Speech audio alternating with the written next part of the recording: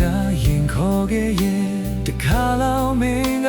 ပြန်လဲကြည့်ခဲ့ရင်ဒီနေ့ဒီလိုသစိတ်နဲ့ခင်နေမလားချစ်ခဲ့ကြတာပဲမလို့မုန်းနေဝေးခဲ့ကြတာလဲမင်းလည်းမလျှော့လို့ငါလည်းမလျှော့ခဲ့ဘူးတကယ်တော့ဘယ်သူမှမနိုင်ခဲ့ပါဘူးနေအောင်စလုံးအချစ်ကိုရှုံးခဲ့အခုတော့မင်းဘဝမှာငါမရှိတော့သလိုငါဘဝမှာလည်းမင်းမရှိတော့ဘူးအမုန်းနဲ့ချမ်းမထင်ခဲ့ပေမဲ့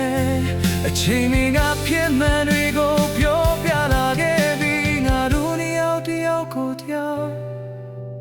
မမုန်းခဲ့ပါဘူးကိုမနာကိုရမ်းချစ်ခဲ့ကြ